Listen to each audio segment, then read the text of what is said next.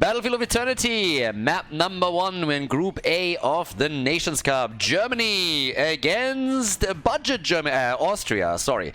So, another best of 3 series here in Group A. Both of these teams already played one series. Germany was able to defeat Hungary with a 2-0, and the Austrians lost to the Netherlands without taking a map.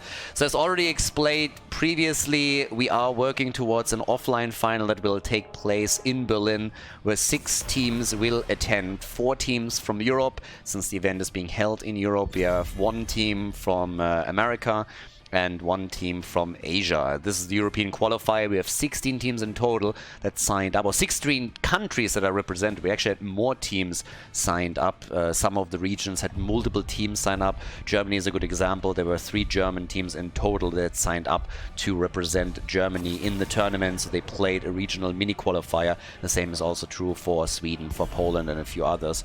So right now we are down to 16 teams. 16 countries are being represented here, and we have 4 groups in the first stage of the tournament with 4 teams each, and the 2 top teams after round robin will make it to the next stage of the tournament.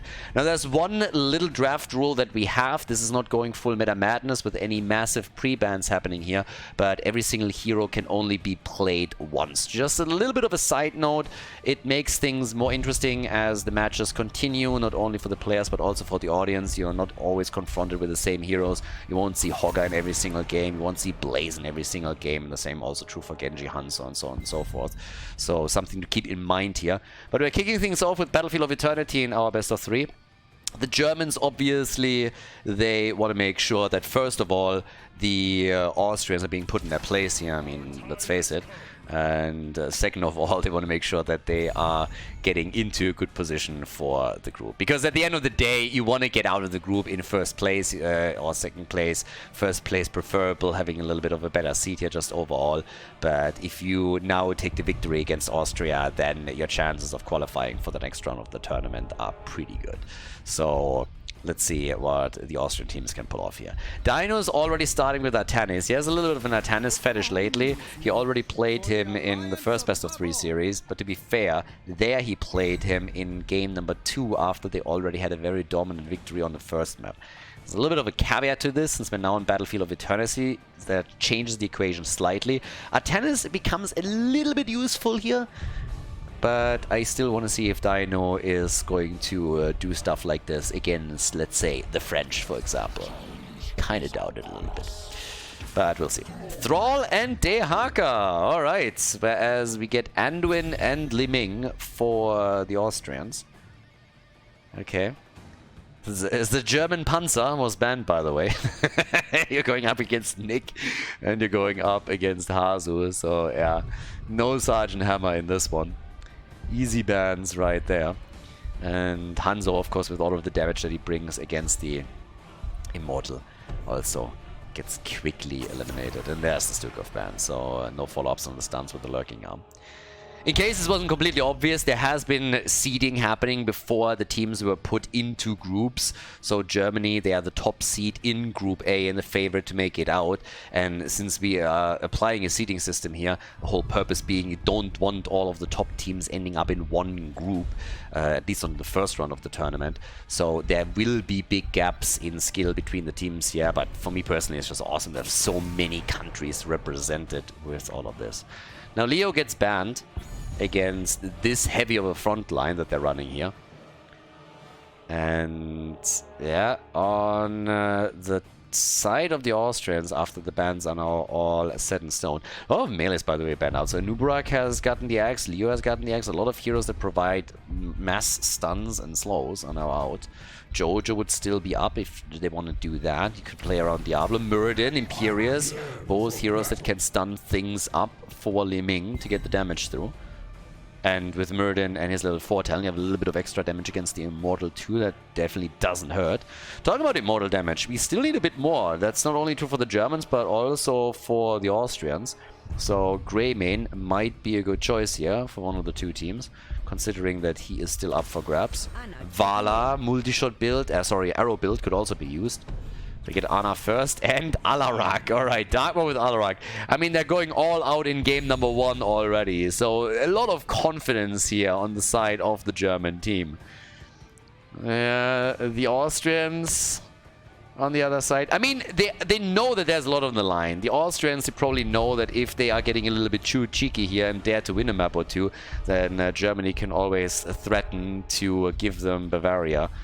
It's always a bit of a tug-of-war battle. If the Bavarians didn't have all that beer, wouldn't even want them. And oh, and we get Illidan. All right. Illidan is Illidan. I'm all aboard with Illidan, but I expected that if anybody gets Illidan into the mix, it's going to be Darkmok. But far from it. So he's one of the OG Illadans. Battlefield of Eternity, everybody. Game number 1, Germany against Austria, Group A of the Nations Cup.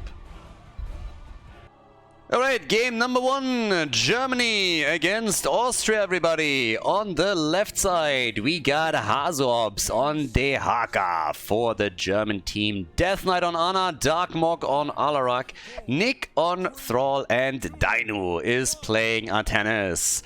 Over on the right side of the map, Fropsy on Muradin for the Austrian team. We got Edelchris on Liming, Crayon on Anduin, Samu plays on Imperius, and Musteka is currently playing Illidan. And we got Trash Lightning on level 1. Obviously the amateur opponent for Artanis, but Trash Lightning kicking in for our boy Thrall over here. Now at the same time, noteworthy that we have Force Armor on level 1, and Imperius is already getting wrecked here. Alright, Muradin is hanging out. Alles rennet, rettet, flüchtet. Tag hält ist die Nacht erlichtet. Everybody try and run away, everybody trying to survive, and at the end of the day it's only one that falls. But Thrall already has 4 stacks, so yeah, not too shabby. As long as you get some decent stacks in on your Trash Lightning, you can definitely start to crush things a little bit on this one. We have at the same time now also the Battered Assault over here, as you can see. Top side, it is De Haka going up against Illidan. And my boy Illidan, I would have assumed that Darkmok is going to play him. He was the OG Illidan, where every support just said it's too much to try and keep him alive. And then finally with Splendor they found somebody that was able to assist him properly, and all of a sudden Darkmok was popping off in quite a few tournaments. But always had a hang to go deep, as any assassin should, obviously. So now we have 6 stacks for Thrall. It's not too shabby. Again, if you're going for Trash Lightning and you're able to complete it, you will have an absolutely enormous damage output towards the later stages of the game. This is one of the best maps to try and pull it off, because you can include him in the 4-man. But it is really the immortal fights where you can, most of the time, get the majority of your stacks together, simply because you have no minions that will soak them up. He's already sitting at 8 though, so that's pretty solid considering that we're only 2 minutes into the game. We've also started to take the camp at the top, so it's the traditional exchange between the two teams. Each is getting 1. And a bit of a flank coming in from the top, as we have Artanis and Alarak trying to work in tandem over here. Level 4 talents kicking in for us now, and another flip attempt by Dino. This time it didn't work out, and all of a sudden he is a little bit lost there, but they still are able to turn it on Imperius and take him down with 10 stacks now for Thrall. I'm actually a little bit terrified right now for the Austrians, because 10 stacks, 2 minutes and 30 seconds in, yeah, you are gonna have a rough time in the late game if Thrall at any point is gonna be able to complete this at pace. I mean, obviously you can always go for an IQ 200 play and just lose before the late game even happens, and you don't have to deal with that. But that kind of defeats the purpose a little bit. So Musteka, he's already juking and jiving, trying to get out here, but I would assume he's not gonna make it. So there it is, kill number 3 for the blue team. They take down Illidan. The man with a blindfold has been destroyed, and now he has the chance to also go for the first objective. Doesn't really seem like the Austrian team is quite on time, as they are going for camp and then the Immortal, because they're losing the halftime show here very, very quickly. The only one that was trying to do a bit of damage was Liming, and she was just not able to get enough of a punch out there to contest what Germany was putting onto the Immortal. So now level 7 talents, they will also kick in for the blue team just a little bit sooner, considering how far ahead they are. More stacks coming together for Thrall. Now by the big dive, they're going into the choke point, and that's the end of Anna. And Thrall is dead too, and so is the Haka. The Austrians, look at that, coming in and completely demolishing the German team that last encounter, trying to go for the objective. As Darkmoke is just sitting at the side here with his Alarak, Dire using the amateur opponent to still try and win the objective for the blue team. But a bit of a rude awakening for the Germans. They were sound asleep on the steering wheel here. 3 heroes down. Hazorb's moving towards the top to deal with the camp. But they still win the objective. So they're still able to win the objective. Barely, by the way, but that's 2,000 hit points on the shield. It's something. And the hits, they keep coming. So a bit more aggression over on the right side as they're going for Anduin again. Yeah, the Austrian player running away as quickly as he can with success. But Imperius, he was a little bit too late. So Imperius down.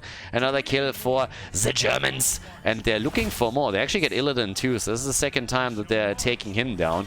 Nobody is defending or attacking at the bottom of the map with the Immortal. It's not going to be too much damage, but they're still going to be able to at least take down the wall here. The Haka has moved towards the top. And no Calamity either. Zay's Vengeance on level 7 for Li Ming. So going full AWP on us here instead of going for Calamity. Thrall with 17 stacks. It's going to be a bit of a damage battle between Thrall and Alarak, depending on how well Darkmook can get his Seism stacks up. Thrall is already sitting at 17,000. Now, obviously, Trash Lightning is one of those talents where you're not completely relying on the completion of the quest itself. It plays probably the biggest role, but you still are able to get a bit more than that as you stack it up slowly and steadily and increase your damage output. It's kind of funny to me, by the way, how Dine is just running around over here on the right side, just trying to take structures down. So he's able to take one, and I really hope he dies now. And he does. No fucking way!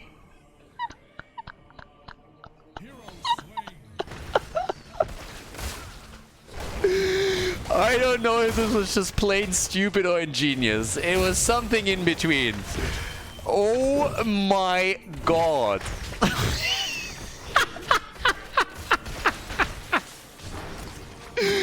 See ya! It's even better when you watch it again. Oh my god, what a troll. Mustega must be sitting here thinking like, what the fuck? How good was that? Even the spray game was on point. The only thing that would have been better than that is the second hero coming around and taking him down just as he thought he was safe. But glorious. Absolutely glorious. Boys, this was so cool, we're going to look at it again. I'm sorry, but this was just funny as hell. He takes the tower down and it's like, I got him. And he's like, bye-bye. What a great play. What a great play. And he's back in his old shenanigans. And this time they're sending 5. This time they're sending 5 and he's hunting in. Alright, so they got revenge. It took them a little bit longer, but they got revenge now. But boy, oh boy. Thrall is, by the way, nearly done. Thrall is nearly done with this quest, which is kind of ridiculous when you think about it. 27 stacks. We're only 7.5 minutes in, and he's already about to complete this one. So, yeah, good luck dealing with his damage output. The poke that he's going to have as the game continues is just absolutely unreal. Now, they're going for the Alara kill, and that's 6 kills to 6 now, so the Austrians are definitely fighting back.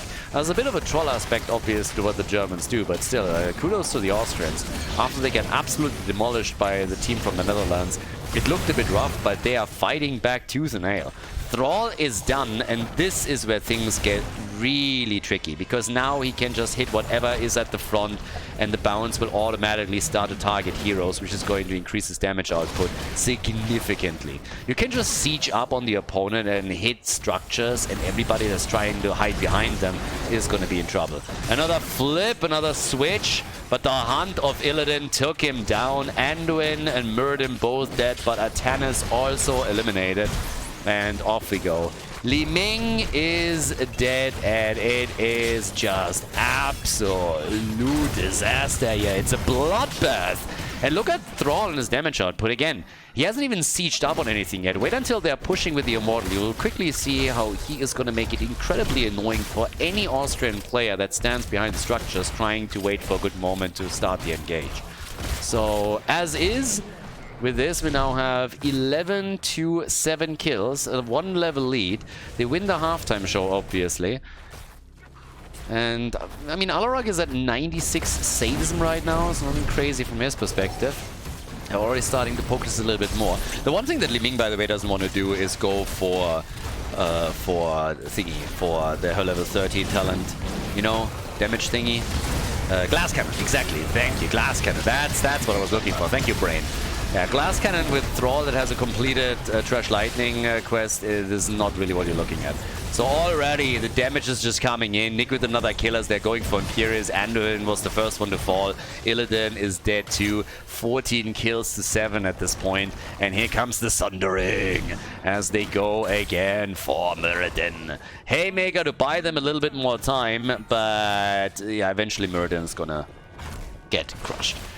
He doesn't have a rewind or anything. We're not at level 20 yet, so absolutely no chance. We have Dino in the middle, just like trying to take the towers down and just go through the mid lane. He already took both of these towers down and is still trying to force a reaction out of the opponent's team so far. I mean, he got one earlier. 50,000 damage for Thrall. They're still fighting through the middle as the Immortal is getting attacked by Illidan alone. And Nick, there was nothing in range there. A little bit of a bad example of what I was talking about earlier, but now he can do it. And as you can tell, it's just bouncing, getting the damage in. With level 16, he can increase this even further with some upgrades, but it is brutal. So yeah, his damage output is out of this world. 20,000 ahead of Illidan, who's the top damage dealer for Team Austria. And now they're trying to poke down the keep here. So once again, another swap. Imperius missing the old Illidan, trying to use the increased distance to safety to make a bit of a play here. And they're getting the kill on Dino at least. So Tannis is doing what he does best. He's dying again. But so is Thrall, it seems. And that is kill number 8 and 9 for the Austrian team here. Yeah, now they're working on kill number 10. I really don't like this. I mean, Glass Cannon, again, it can sometimes be of use if it's certain compositions and on certain maps. And if there is a map where I could see some use for it, then it's definitely Battlefield of Eternity. Nick has played in the past here as well. The problem that I have with it is really Thrall's completed Trash Lightning on the other side. There is so much potential, and if you have a good front line, there's 3 melees that can shield Li Ming a little bit. But against this particular talent of Thrall, that is of little use, and she is going to be hit eventually. And the continuous poke can be the downfall of Li Ming quite easily with this one. So they're risking a lot going for it. Obviously, part of the build that they're playing is trying to cater to this development a bit, considering that it's now with level 7 also a full AWP build. But yeah, Thrall, if played properly and maybe a little bit slower, should have an easy time there. So now in Boost and Dark Mode, they were really thinking they would go for the camp here, but that wasn't the case. So the Austrians, they are trying to move around them a little bit. They now have 16 to 9 kills and level 16 for the German team, which means a talent advantage over the opponent that they're using immediately to attack the bot lane. So right now they're just going for some structures. Illidan is going for the hunt again, and they are really targeting Dino, but there's a lot of pew-pew happening and a lot of heals coming in. Also, Imperius still sitting at the side here. Artanis is dead, but so is Imperius, so at least trading kill for a kill. That's the 4th time that Dino has now focused the damage on himself. Illidan also getting dropped, and yeah, Thrall could start to poke this a little bit more. But yeah, 28 kills at the 13-minute mark, just saying. So they're definitely having some fun with this one. But here comes the Austrian team. 3 players are left on the map. They have a camp pushing through the top lane. But they're not... Okay, they gave up on it. They were thinking about it for a second, but I think it's just a much better choice to give up the halftime show, try to get a bit closer to level 16, and hope that they can get it at some point during the second phase of the objective, which is still a bit questionable, but at least they're going to be back on the map with 6. 7 deaths on Imperius, 6 on Illidan. They go for the objective, easy peasy, trying to claim this one. Austrians also just focusing on the damage output here, but it immediately results in another attack, and the poke is already happening.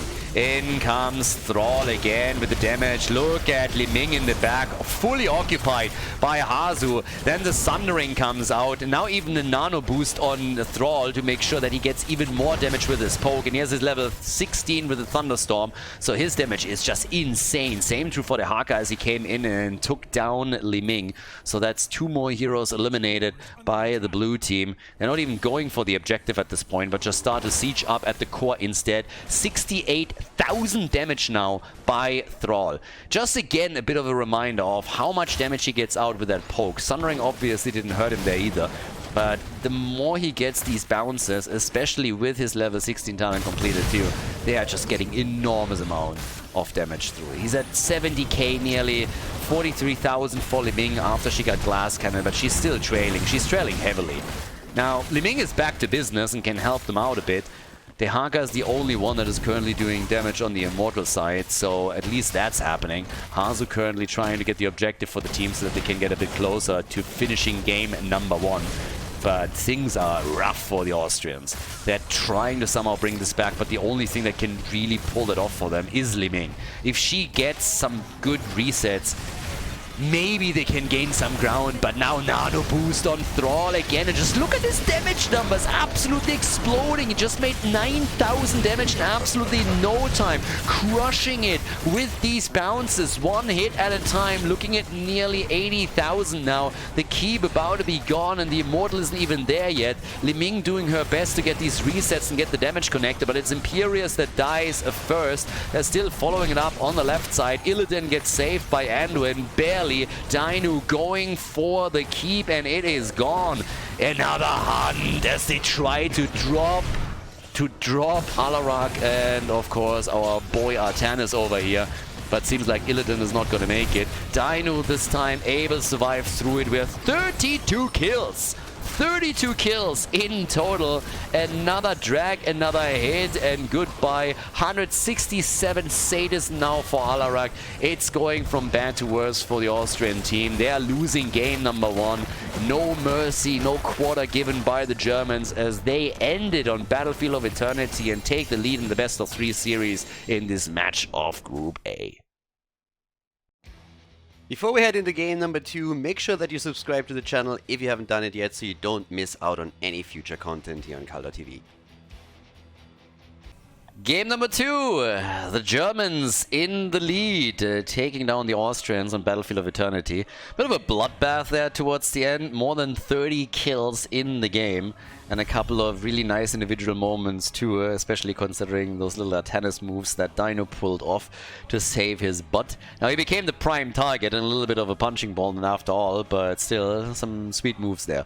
So now that we're heading into Dragonshire, there's the chance for the Germans to not only ensure that they're going to make it to the next round, but also set themselves up at the head of the group with a 4-0 map score. For the Austrians, on the other hand, this is a bit rough. They already lost to the Netherlands and didn't take a single map, so if they lose here too, then it's a bit dicey. Now, quick reminder, once again, heroes that have been played once cannot be played again. There are no pre-banned heroes or anything like that, but if you played a hero, or if a hero was played in a series, he can't be played again within the same series. Mixes things up a little bit, keeps things interesting here. So just to keep that in mind a bit as we're heading now into the second map, into Dragonshire. And Vikings get banned. So the Germans already played in their previous series against Hungary with Vikings on Garden of Terror. And Dragonshire is another map where you can, especially at the top lane, start to proxy waves a little bit, minion waves, and put additional pressure onto the lane. So Vikings get banned. And I'm not sure what the Austrians are expecting. But you could obviously also look what's going on with maybe an Abathur pick later on. It's something that Hazu could at some point bust out. But there's a lot of very strong heroes for the blue team that they could still take here. I mean, Kerrigan just being one example, right? So Hogga is the first one to be taken. It's interesting that the front line gets targeted this heavily from the German team on the bans. We have not only a Nubarak but also Stitcher's banned out. So first pick, first ban for Germany, which means that Austria took map choice. So they actually did not want to have first pick, but instead wanted to go to Dragonshire, which is fairly interesting, honestly. Dragonshire is usually a map that requires a lot of coordination, which is why most of the time the underdogs shy away from it. We have Junkrat and Urel now, so the Space Goat doesn't play. And Dino with Lily, oh boy. Okay, so we get a Lily pick in game number 2. Yeah, so all of the predictions what we could possibly see here are therefore out the window. Lily Malthael is what we're kicking things off with. After Horga was taken. Alright, alright. Color me intrigued. The Austrians are probably also a little bit confused right now. They're like, okay, what are we gonna do with this? Those crazy Germans over there. Yeah. But okay. What do they have in store for us? We get the JoJo ban. Honestly, if you're going up against somebody that picks Lily as one of their first picks, then what do you even ban against this? Well, what do you even ban there? You're seeing a Lily and it's like, okay. So, Dino on Lily, Malthael Hogger. I mean, they banned 3 tanks. Are we getting a Cho'Gall? I don't think we're getting a Cho'Gall. I really don't think we're getting a Cho'Gall. But they banned Cocoon, they banned Gorge, and they picked Malthael. But then Tychus is still up, so Varian and Brightwing have now been taken. They're not doing it, right? This isn't happening. No, this isn't happening. They're not picking Cho'Gall. There's no way they're picking Cho'Gall. This is not gonna be a Cho'Gall. It's gonna be something else. Chaos comes.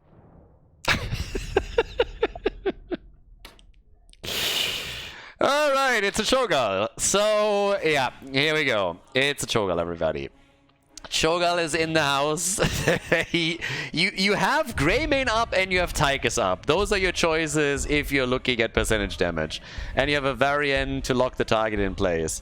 So, here we go. Dragonshire, everybody. Lily Cho'Gall with a Kerrigan last pick. Yeah, I don't know about that one, boys. Alright, Dragonshire, map number 2, Germany against Austria. Let's go, everybody.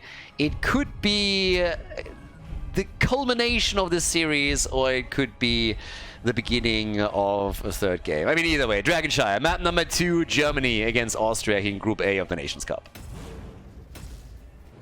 It's getting a bit wild, I'm not gonna lie. It's getting really wild. Hazoops on Malthael, we got Darkmok on Cho, Nick on Hogger, Death Knight on Gal, and Dino on Lily. So not only did they go for Cho'Gall Lily, they also role swapped quite heavily. Darkmok finds himself now in the position of the tank Death Knight as the damage dealer and Dino as, I want to say, the support. Whereas for Austria, Samu plays is rocking Urel. We got Fropsy on Varian, Crayon on Brightwing, Edelchris on Junkrat, and Musteka is playing Kerrigan. So more stuns that they locked in towards the end instead of opting for either Greymane or Tychus, which were both up as well. So we'll see. Dorite over in blue. But this is gonna get spicy very quickly. So the Cho'Gall plays on Dragonshire as the Germans are going deep in Group A. We already have on level 1 the Consuming Fire, and we got the Taskmaster.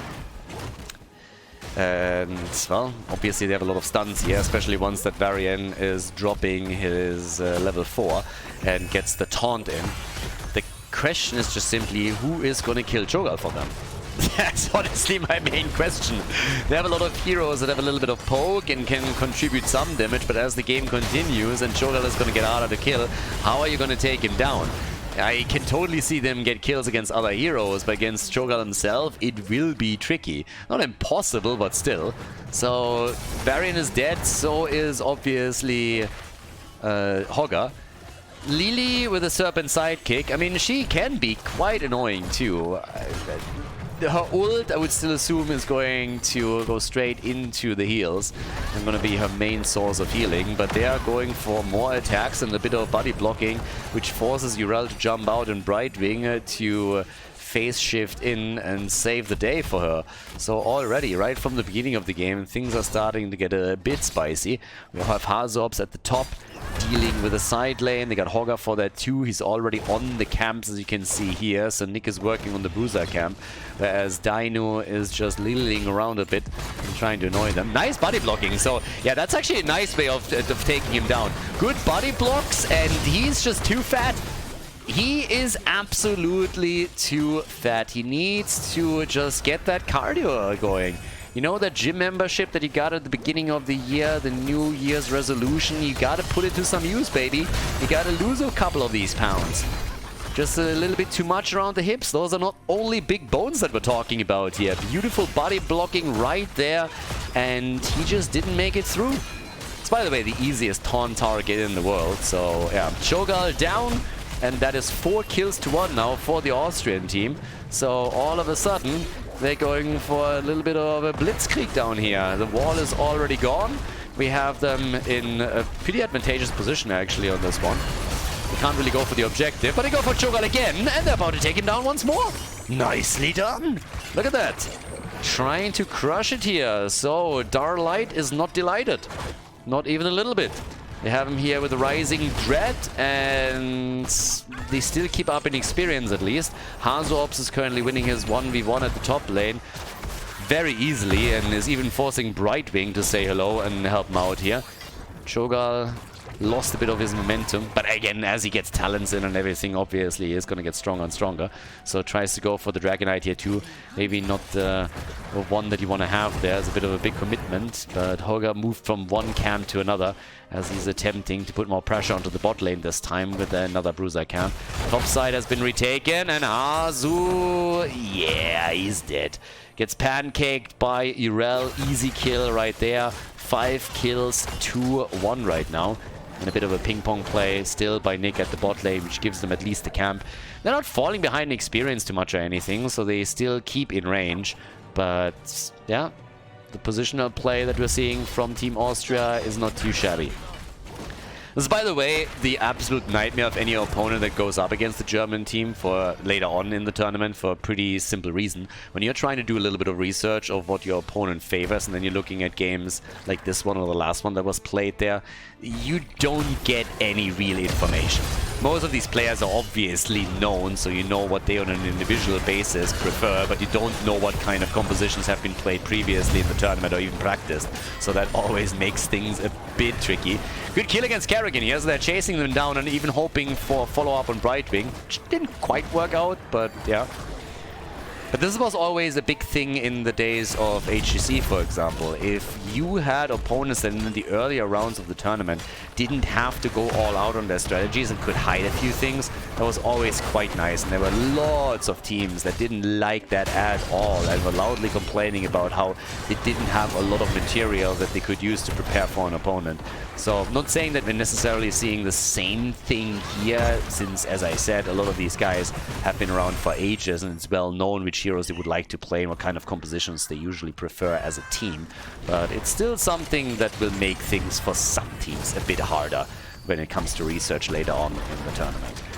And right now, it's also another focus on Brightwing, who just doesn't die here. Brightwing has been the target multiple times now and has not fallen thus far. Level 10, by the way, closing in for the Germans. They are ahead in experience now. So, despite the fact that they lost more heroes, they've been better at soaking and also doing structural damage. So they come in with a Hoarder pull and also with the last rights now for Hazorps. Cho'Gall likely opting for the combo. And the fact alone... Okay, there we go. And yeah, that made me very suspicious. The fact alone that this wasn't an insta-pick. We have the Water Dragon for Lily. It's all about the damage. Lily, she's not a healer, she's an assassin. She's a menace. And that's a Riptire.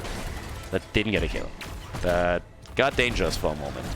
So they are still controlling the bot and the top lane. It's obviously a little bit harder to control the entire map if you're the blue team, because you only have 4 bodies that you can use to do that. Makes things more tricky on the rotational side.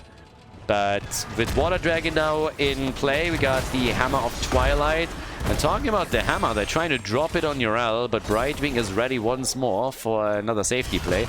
Cho'Gall gets attacked, body blocked, needs a bit of assistance. Doesn't get a whole lot of that, but they're turning it now. And that's the last rights kill for Malthael, the Angel of Death, taking Kerrigan down and getting the first stack for his level 10.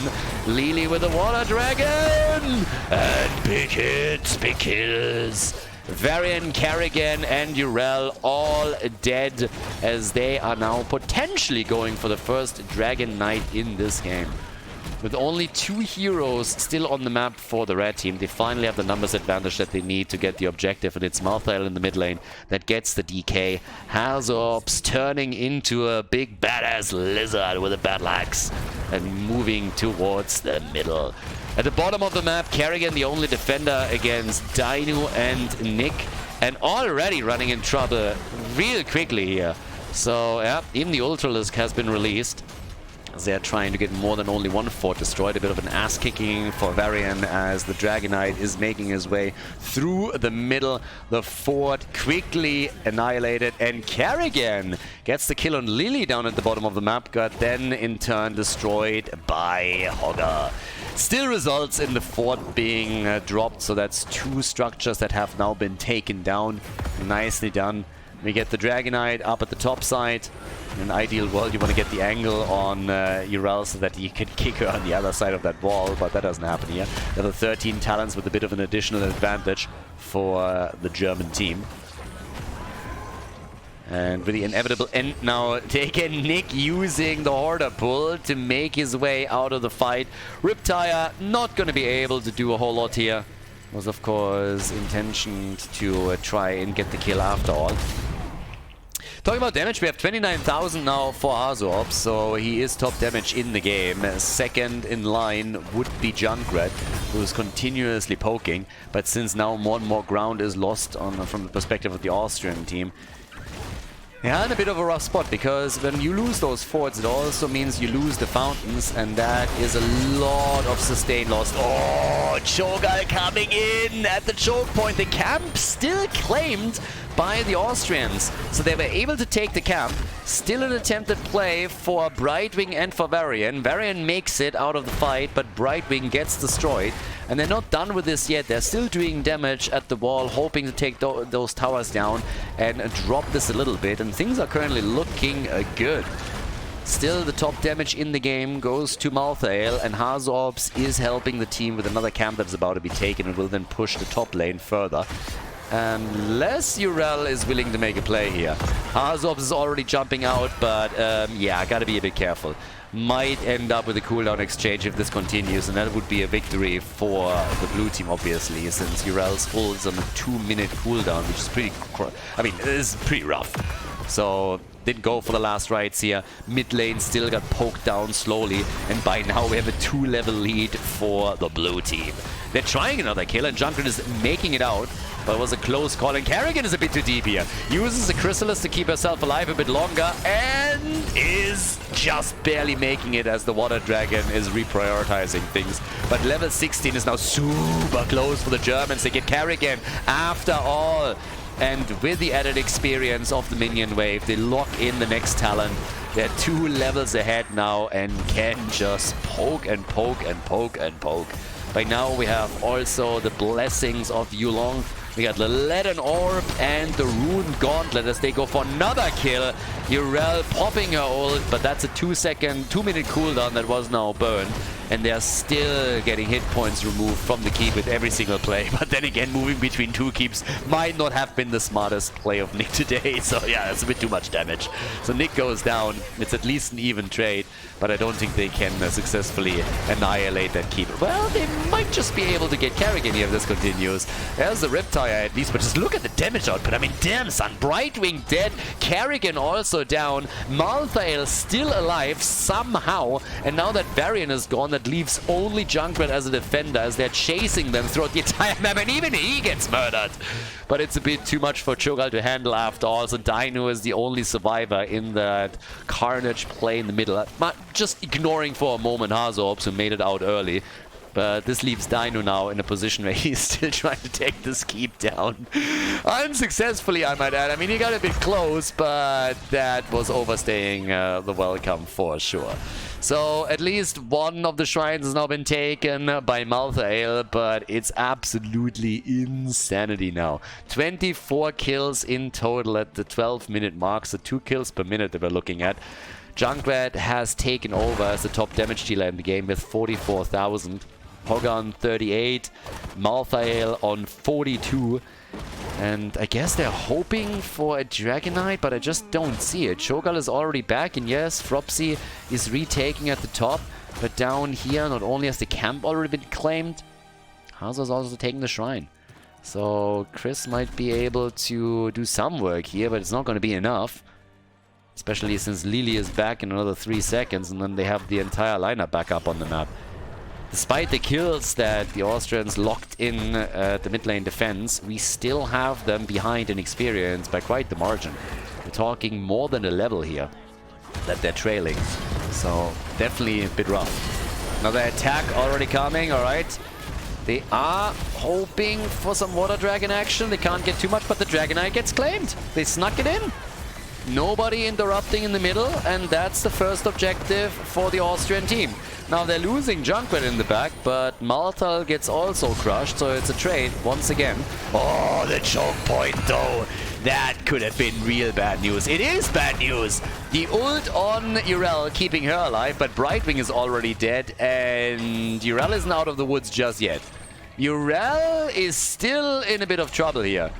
Now, there's also Varian that's trying to chase down Lily, but talking about Lily, she's coming in now too, and that might be the play. Can she get out? 88 points? Yeah, I think that's it. Alright, so Urel is gone. The Dragonite is still alive, trying to do some work, but here comes the Water Dragon. It's more about the slow than the damage, honestly. And that's, of course, going to be the end eventually of Varian. He's not going to make it here. And they are totally ignoring the Dragonite. There's still a camp, by the way, that's pushing the top, so this is another 4 that gets destroyed, bringing them closer to level 20. And with the keep now gone in the middle of the map, even the passive experience is just crushing. So yeah, Dragonite doing some work down at the bottom of the map, so there's at least that. But in the middle, they're still sieging, they're still doing work. 19, nearly 20 on the side of the blue team. So yeah. Kerrigan, if she has Chrysalis, she's gonna win that fight. Hazops might have bitten off a little bit more than he can chew, and now that we also have Brightwing helping out, that's definitely going to be the end of him. So, goodbye Malthael. They have a level 20, and here comes the cavalry. A little bit too late, but they might still be able to do some work. Water Dragon! And Lily is dead. Lily is dead, but so is Kerrigan. So they're just going for kill after kill. Brightwing also down. So, yeah. They're opening the map up very quickly. Still 1 level until the Austrians have a level 20. 50,000 damage now for them. And yep, there's the move for Varian. And they're trying. They're diving behind everything. They don't care. And Varian, I don't think he just has a chance there. He's actually doing better than expected. And now that Urel is here, all of a sudden it seems that maybe this is going to result in disaster. So, a little bit of a tug here, as apparently not everybody wants to leave the fight just yet. Urel coming back in. They're both low. So, they got to be careful. These guys are crazy enough to just try and turn it again. Couldn't quite make it, but still. 21 to 13 kills right now. Still a couple of camps up on the map that they can easily claim. Half a level until 20. But yeah, quite the difference obviously in kills. And the keep in the middle gone is becoming a bit of a problem. And now 16 minutes in, so catapults slowly and steadily are going to start to have a pretty big impact here. Especially since they are now going for a double camp push at the bottom of the map. I'm not even sure they're going to go for the objective even. They might just push through the bot lane and be like, alright, whatever. Let's ignore the Dragonite and just go for structures again. And even if the Austrian team tries to move in at the side and sneak it, which I don't see happening since nobody moves topside, that might not be enough. But they're not even trying that. So it is indeed just a push for the bottom keep. And that might be a successful one considering all the tools that they're currently bringing. Water Dragon already coming out. Riptire has been used, trying to blow at least the minion wave up, but the keep is taking damage, and it's taking damage quickly. Both teams now on level 20. That at least gives them a fighting chance. Chrysalis is out. Carrigan gets away. 59,000 damage by Hogger, and Carrigan got caught. She's not the only one. Carrigan is already out. Hogger with a big pork, and that's a kill on Junkrat. And boy, oh boy, what a play. Coming in, swinging, the keep gone, and they go for core and the final few kills. Urel surviving, but the core is not going to survive this one. The Germans with another victory, setting themselves up at the head of the group with 4 map wins to 0. At least they're trying to, and they're not quite there yet. They have the core down to 60%, and with Barrier now gone and the catapults and siege giants starting to damage the core further, I suppose this is going to be the end one way or another, especially since there are another 3 catapults coming through the middle. But yeah, there we are. Austria is 0-4 in Group A, and the Germans are now solid in first seed after 2 matches played. GG, well played.